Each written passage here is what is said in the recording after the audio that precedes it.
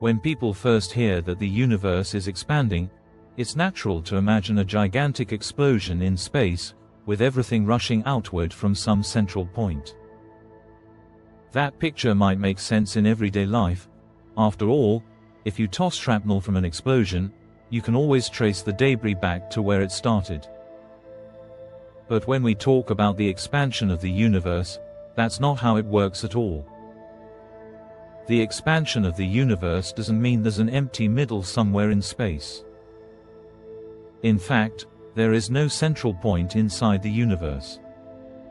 Expansion is happening everywhere, all at once. A helpful way to think about this is the balloon analogy.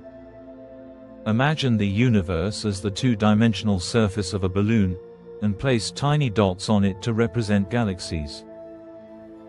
As you inflate the balloon, the dots move away from each other. No matter which dot you stand on, you'll see every other dot receding from you. Importantly, there's no special dot that's at the center of the surface, because the surface itself has no center point on it. The actual center of the balloon exists in another dimension entirely, in this case, inside the balloon, and isn't part of the surface where the galaxies are. From inside the universe, our situation is similar.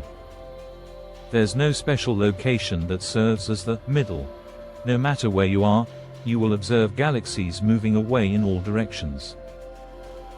Someone on a planet a billion light years away would see the same thing you do, everything moving away from them. This observation is at the heart of what cosmologists call the cosmological principle. On large enough scales, the universe is both homogeneous, meaning the same everywhere, and isotropic, meaning it looks the same in every direction. It has no preferred location or orientation. It's worth pointing out that the expansion is not like a bunch of galaxies moving through pre-existing empty space. The expansion is a stretching of the very fabric of space itself. Every point in the universe is part of that fabric, so there's no place outside to point to as the origin. This is why the search for a center is a bit like looking for the edge of the Earth. In ancient times, it might have seemed logical to think the world had an edge you could sail to. But we now know Earth is a sphere, so the idea of an edge just doesn't apply. Likewise, the geometry of the universe makes the idea of a center meaningless, not because the center is hidden, but because the concept simply doesn't fit the reality.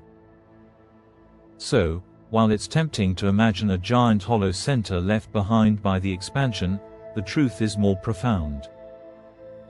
Expansion is everywhere, and from every vantage point, the universe looks as though you are in the middle, because, in a way, you are. But so is every other point in the cosmos.